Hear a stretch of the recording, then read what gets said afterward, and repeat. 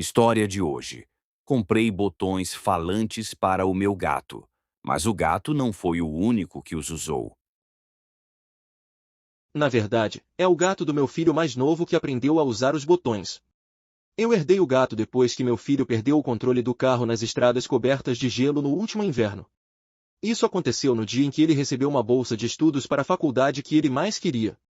Ele e o namorado estavam se sentindo no topo do mundo e estavam voltando para casa após uma viagem. O namorado dele sobreviveu. Ele não. Você não pode imaginar a dor. Ou você já experimentou a perda de um filho, ou não. Eu não chorei não no funeral nem por muitas semanas depois. Eu me tornei uma pedra, um objeto. Era como se toda a tristeza estivesse trancada longe do alcance. Em vez de sentir qualquer coisa, eu simplesmente pensava muitas vezes em recuperar a pistola que possuo de sua caixa no fundo do meu armário. E em algumas ocasiões, eu até fui e peguei a arma e fiquei com ela, sentindo seu peso na minha mão. Meu filho Vini para os amigos. Era meu mundo. Um dia ele teria sido famoso, tenho certeza disso. Você pode pensar que isso é o orgulho de um pai falando. Talvez seja. Mas ele tinha uma bolsa de estudos em música. Ele teria se apresentado para presidentes e líderes mundiais. Na minha mente, quando vejo, é geralmente ao seu piano, tocando para seu gato. Quando ele tinha 15 anos, eu prometi a ele um filhotinho se ele se saísse bem na escola, e ele escolheu essa gata malhada, o menor e mais bravo gato do mundo, e a nomeou de Terry. Ela amava apenas ele, e sibilava e rosnava para qualquer outra pessoa que se aproximasse, inclusive para mim. Ela também fazia xixi nas roupas dele, nas minhas e na minha cama. Dizer que eu queria me livrar da terrível Terry, como eu a chamava, é um eufemismo. Mas então meu filho brilhante morreu. E de repente, éramos só eu, a terrível Terry e a arma. Eu sentia nada além de ressentimento em relação ao gato. Mas, ela passava horas e horas encostada na janela do quarto dele, onde ela sempre sentava enquanto ele tocava piano. Eu costumava pensar que ela estava ali para observar os pássaros e que não ligava para o que ele tocava. Agora, ela não levantava nem a cabeça. Ela simplesmente ficava ali, como se estivesse esperando que ele entrasse e puxasse a capa de poeira e tocasse. E haviam os botões. Você os viu, tenho certeza. Aqueles botões engenhosos que as pessoas compram para treinar animais a falar. Um monte de bobagem, se você me perguntar. O que um cachorro tem a dizer? Nada além de comida, provavelmente. E de qualquer forma, as pessoas devem dar ordens para os cães, não o contrário. Mas Vini assistia a todos esses vídeos de cães e às vezes gatos pressionando os botões. Apesar de que, para ser honesto, os vídeos de gatos que ele me mostrava pareciam mais os gatos pisando nos botões completamente por acidente. E foi isso que eu disse a ele. Total desperdício de dinheiro. As pessoas projetando suas ideias em seus animais de estimação. O gato pressionou "eu amo você" e quis dizer isso? Haha. Gatos só conhecem fome e desejos egoístas. Bem, meu filho teimoso, sonhador e amante de gatos comprou um conjunto daqueles botões. Ele pré-gravou dezenas deles, mas começou com apenas alguns: comida, carinho, fora, música, pai e Vini. Sim, ele colocou eu e ele como botões, e música também, porque estava convencido de que, de maneira idiota de adolescente, o gato gostava da sua música e poderia querer pedi-la. Terry tinha medo daqueles botões. Não importava o quanto ele tentasse treiná-la, ela se recusava a usá-los. Ela sibilava. Ela batia. Ela não se aproximava deles. Ela sabia exatamente para que serviam, tenho certeza disso. Ela até conhecia as palavras, porque ele dizia para ela. Vamos ouvir um pouco de música e ela ia para o seu poleiro perto do piano e esperava por ele. Mas quando se tratava dos botões, ela se recusava. Terry amava aqueles botões tanto quanto eu amava Terry. Mas então, como eu disse, veio o acidente. De repente, meu filho se foi. A casa parecia errada. Vazia. Terry era um casca. Eu coloquei comida, mas ela não comeu. Eu não sabia como ler seus sinais. Ela sibilava para mim se eu chegasse perto. Decidi que deveria me livrar dela. Eu não podia ficar com o gato dele. De qualquer forma, o gato me odiava. Vou me livrar dela, pensei, e então estarei livre de mim também. Mas eu não consegui me livrar do gato do meu filho. E eu não podia me suicidar enquanto o gato ainda estivesse vivo. E assim nós ficamos parados, eu e o gato. E então, uma noite, eu estava no meu quarto contemplando a arma quando ouvi a voz gravada, lá embaixo, falar. Vini. Assumi que fosse um engano. Ela deve ter pisado no botão. Mas então veio novamente. Vini! Vini! Vini! Eu fiquei ali, ouvindo aquele gato pressionar Vini repetidamente, e lágrimas surgiram nos meus olhos. Era como uma chave girando na fechadura. Uma rachadura na represa que finalmente se rompeu. Eu ofeguei. Soluços altos e pesados. Finalmente, as lágrimas vieram por meu filho. E quando a enxurrada acabou, desci e encontrei a pequena Terry sentada ao lado dos botões, parecendo miserável, e a peguei no colo e disse a ela, eu sinto falta dele também. E, pela primeira vez, ela não me arranhou. Ela apenas rosnou levemente. Eu a coloquei no chão e peguei um pouco de comida para ela. Peguei um pouco para mim também. Nós dois comemos. Esse foi o começo.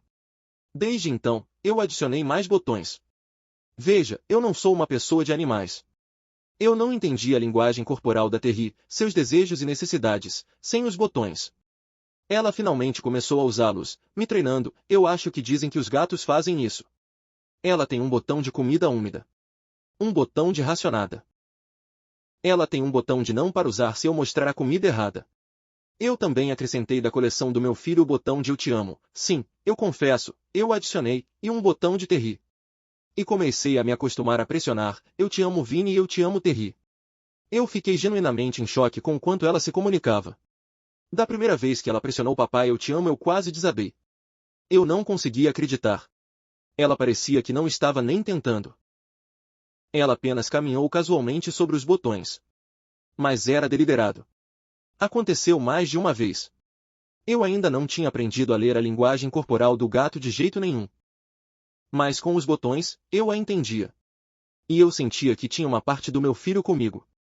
Às vezes, ela dizia coisas que simplesmente abriam minha alma. Como quando ela olhou para mim com aqueles olhos grandes e redondos uma vez e pressionou, Vini em casa.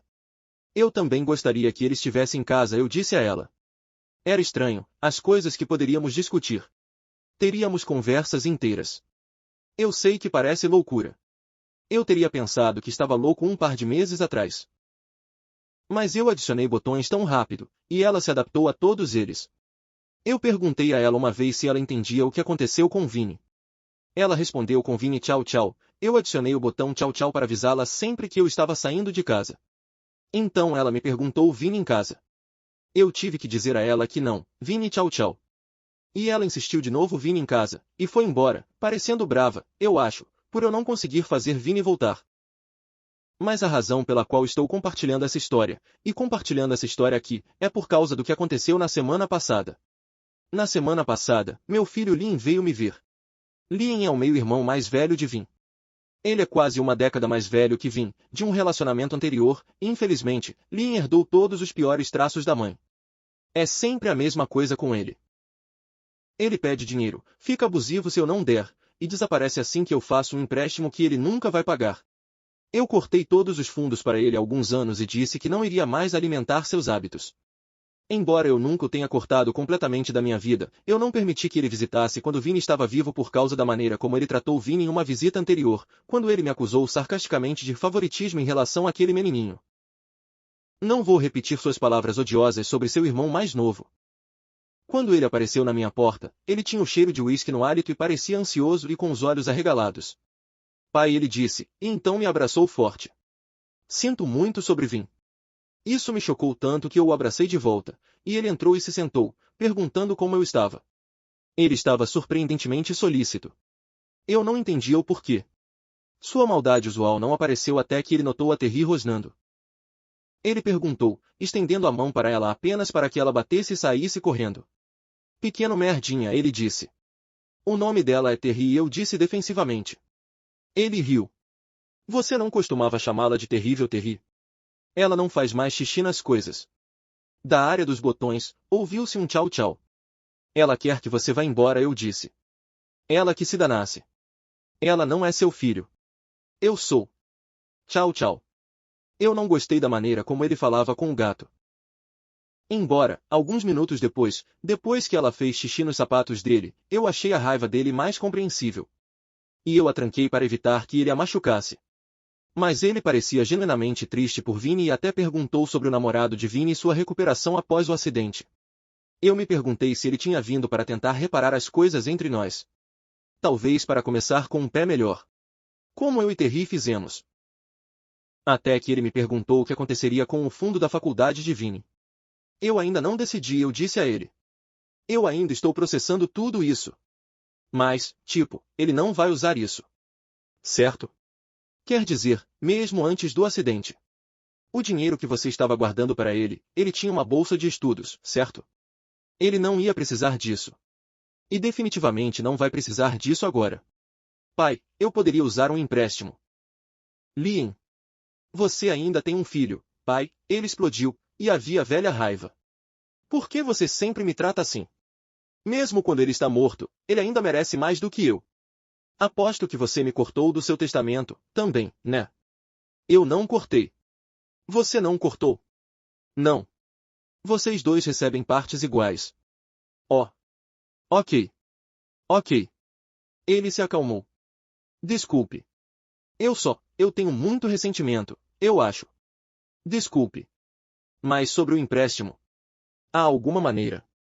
Eu vou ter que pensar sobre isso. Ok. Ok. Você pensa, eu vou preparar drinks para nós, tá? Eu deveria ter sabido o que estava acontecendo quando ele foi para a cozinha e ficou mexendo por mais tempo do que o necessário. Eu deveria ter sabido, mas como eu poderia? Eu já tinha perdido um filho. Como eu poderia suspeitar do outro? Como eu poderia imaginar o pior? Eu queria acreditar que as coisas seriam melhores. Eu bebi o álcool que ele colocou na minha frente sem pensar. Eu assumi que a tontura era só por causa da bebida. Fazia tempo que eu não tomava uma bebida de verdade. Em algum lugar, no quarto onde ela estava trancada, Terry estava uivando. Uivando de todo o coração. Eu nunca a ouvi fazer aqueles sons e disse que iria soltá-la, mas quando me levantei, o mundo todo girou. Os braços de Liam me pegaram e ele disse, te peguei, pai, e então continuou sussurrando no meu ouvido, seu hálito ainda fedendo, desculpe, desculpe, mas você está me fazendo fazer isso, se você apenas me desse aquele empréstimo. Eu não comecei a entrar em pânico, realmente entrar em pânico, até que ele me ajeitou no sofá e subiu com a pergunta. Você ainda guarda sua arma no armário? O medo me atingiu em uma onda então. Eu senti que estava flutuando. Como se estivesse me afastando do meu corpo. Como se eu estivesse perdido em um sonho estranho e horrível. Eu tentei me levantar, tropeçar até a mesa e pegar meu telefone, mas eu caí e ouvi o estalo da minha cabeça contra a borda da mesa. O chão veio para me encontrar. A dor disparou pela minha cabeça. Passos pesados ressoaram acima. Ele xingava enquanto revirava meu armário. Eu tentei me levantar novamente. Finalmente consegui pegar meu telefone. A tela girava na minha visão. Meus dedos estavam grossos e desajeitados enquanto tentava apertar os botões para chamar ajuda. Uma mão bateu no telefone, fazendo-o sair do meu controle. É porque você não vai me ajudar, Liam falava apressadamente enquanto novamente me envolvia em seus braços para tentar me levar ao sofá. Todo mundo sabe que você está deprimido. Suicida. Não consegue lidar com a morte de Vini. Você deveria ter feito isso, cara. Se você apenas tivesse feito, eu não precisaria. Cacete, eu ofeguei. Esta é a única saída. É assim que seria de qualquer maneira. Você nem quer viver. De certa forma, você está me ajudando aqui no fim, ele disse. E então, em resposta ao uivo do outro quarto, ele de repente gritou, cala a boca. O uivo parou. Liam olhou para a porta, sua respiração pesada e rápida. Então olhou de volta para mim. Tudo ficou tão turvo, suas palavras eram um emaranhado, seus traços uma névoa. Eu senti o cano frio da arma contra minha têmpora enquanto meu coração disparava no peito. Do quarto de Vini veio um farfalhar agudo, como uma cortina ou um lençol. E então o piano, as notas de um piano. O que diabos? A voz de Liam se arrastou através da minha névoa entorpecente. Tem alguém aqui? A música continuou incerta, mas linda. Inconfundivelmente Clair de Lune. Assim como Vini sempre tocava. Mas mais devagar. Hesitante. E eu me perguntei, não poderia ser o gato, poderia? Quase parecia o gato atravessando as teclas com intenção, da mesma forma que ela caminhava sobre os botões. Mas isso seria impossível. Quem está aí? Rosnou Liam. Vini foi tudo que consegui articular. Ele agarrou a arma e se dirigiu à porta do quarto. Na minha visão turva, ele vacilava, de um lado para o outro. E quando ele abriu a porta, lá, ao piano, estava uma figura, tremeluzente e impossível. Uma figura que era e não era. E Lien gritou e levantou o braço e o mundo explodiu quando a arma disparou. E então houve o grito do gato. E o gato saiu correndo, todo eriçado como um tigre, e com ela aquela mesma figura do piano. E Lien estava gritando de terror e disparou a arma novamente e saiu correndo pela porta. O que eu lembro em seguida é ter acordado no hospital. Vizinhos aparentemente chamaram a polícia depois de ouvir os tiros. Quando fui liberado e voltei para casa, com a cabeça enfaixada por causa da concussão, fiquei aliviado ao encontrar Terry inteira e ilesa. Ela apressou-se para me cumprimentar, cauda para cima. Eu finalmente havia começado a entender a linguagem corporal dela para reconhecer um cumprimento quando eu via. Mas não era apenas a malhadinha me cumprimentando, eu sabia. Veja, eu finalmente percebi algo. Um gato não pode tocar um piano. E este gato não poderia usar botões. Não por vontade própria. Talvez não tivesse sido a Terry falando comigo o tempo todo. Talvez fosse, e sempre tivesse sido, Vinny. E assim, enquanto eu estendia a mão e Terry esfregava minhas articulações, eu disse a ela, eu te amo. Eu nunca vou me machucar. Eu prometo que vou sobreviver. Você pode ser livre. Eu te amo. Terry esfregou minha mão novamente. E novamente. E esfregou meu rosto quando eu inclinei minha cabeça em direção à dela. Então ela se aproximou dos botões e passou por eles, e eu ouvi a voz gravada do meu filho. Eu te amo. Eu te amo. Tchau, tchau. Terry não tocou mais aqueles botões desde então. Mas, de vez em quando estou muito profundo em sonhos, eu acho que ouço o som do piano. Uma obra-prima do horror de luto e segundas chances. Esta não é uma história sobre um gato fantasma ou um filho que volta do além. É sobre o amor que não sabe onde colocar-se depois que a pessoa amada se vai, e sobre as formas estranhas, impossíveis e milagrosas que esse amor encontra para continuar existindo. Pontos de horror centrais.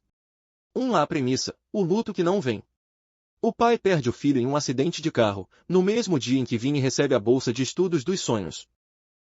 A crueldade do timing é quase insuportável, o auge da alegria e o fim de tudo, na mesma noite. O pai não chora. Não no funeral, não por semanas. Ele se torna uma pedra, um objeto. A tristeza está trancada, e no lugar dela, há uma arma no armário.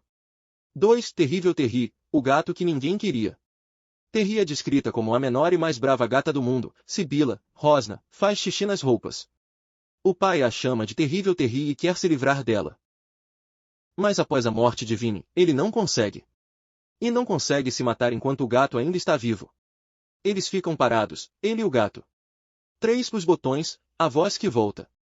Vinny comprou os botões antes de morrer, convencido de que Terry poderia aprender a se comunicar. Terry se recusava a usá-los, sibilava, batia, se afastava. Após a morte de Vinny, na primeira noite em que o pai está com a arma na mão, ele ouve, Vinny. Vinny. Vinny. O gato está pressionando o botão. Repetidamente. Como uma chave girando na fechadura do luto. 4. A comunicação. O milagre cotidiano. O pai e o gato começam a conversar.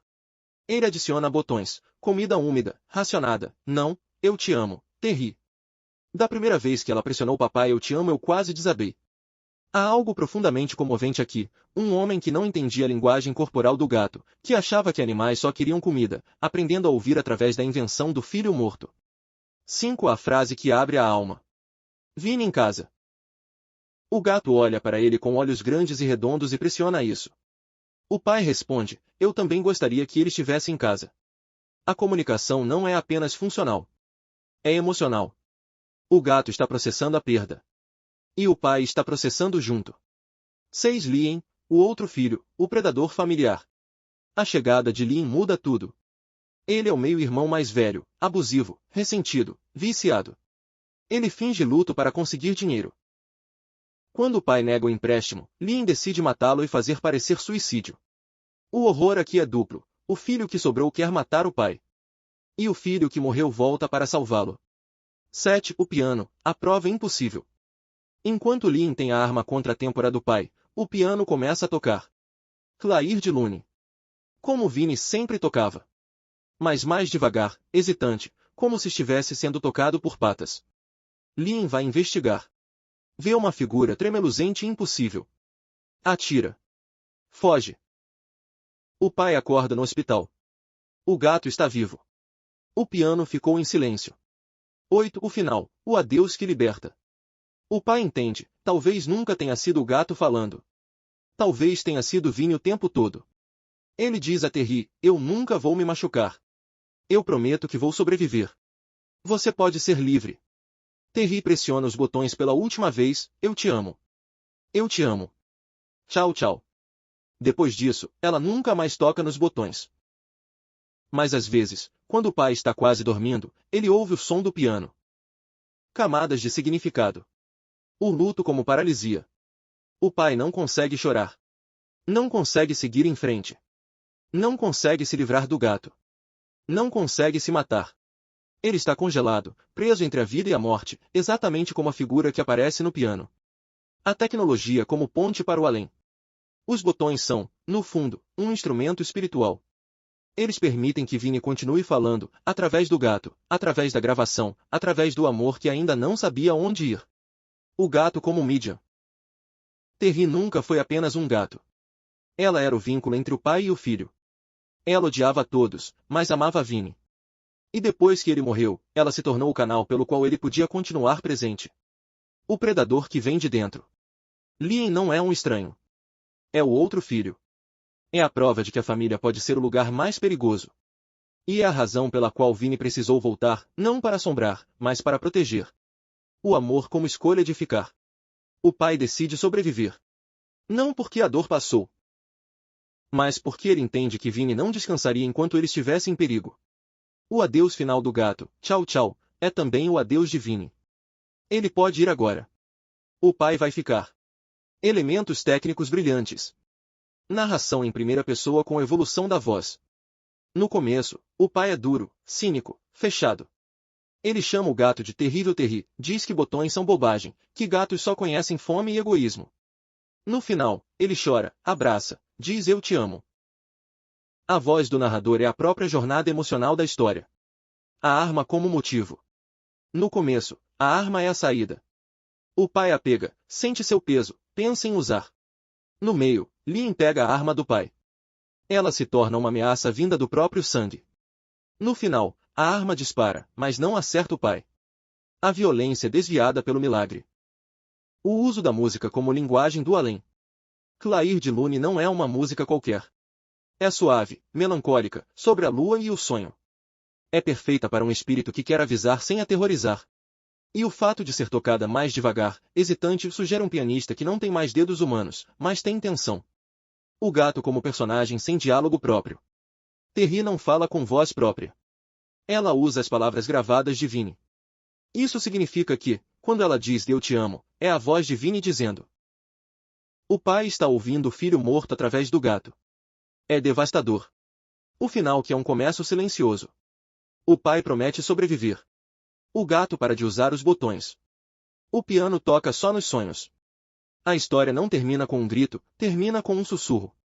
Com a promessa de que o amor não acaba, apenas muda de forma. Por que essa história funciona tão bem? Ela explode 4 medos e esperanças ao mesmo tempo. 1. O medo do luto que não vem. De ficar paralisado, incapaz de sentir, preso entre a vida e a morte. 2. O medo do filho que sobra, de que o amor que você deu a um filho se torne motivo para o outro te odiar. 3. A esperança de que os mortos não vão embora, de que eles ainda estão ali, de alguma forma, protegendo, amando, tocando o piano. 4. A esperança de que a comunicação é possível, mesmo entre espécies diferentes, mesmo entre vivos e mortos, mesmo quando tudo parece perdido. Nota final. Esta é uma obra-prima do horror emocional e espiritual, aquele que não quer te fazer gritar, mas quer te fazer chorar. A grande virada da história não é o fantasma no piano. É o pai decidindo viver. Depois de meses com uma arma no armário, depois de quase ser morto pelo próprio filho, depois de ouvir a voz do filho morto através de um gato que ele odiava, ele escolhe ficar. Eu prometo que vou sobreviver. Essa é a frase mais importante da história. Não é sobre o gato. Não é sobre os botões. É sobre um pai que finalmente conseguiu chorar, finalmente conseguiu se conectar, finalmente conseguiu dizer eu te amo para alguém que ainda está aqui. E quando Terry pressiona tchau tchau pela última vez, não é o gato dizendo adeus. É Vini. Dizendo que está tudo bem. Que ele pode ir. Que o pai vai ficar bem.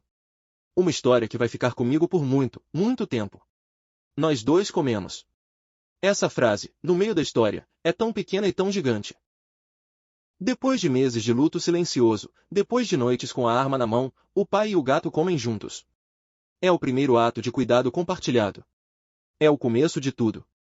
E no final, quando o pai diz você pode ser livre, ele também está se libertando. Não da dor, mas do desejo de morrer. O piano ainda toca. Às vezes, nos sonhos. Como um lembrete de que o amor não acaba. Ele só se transforma em música.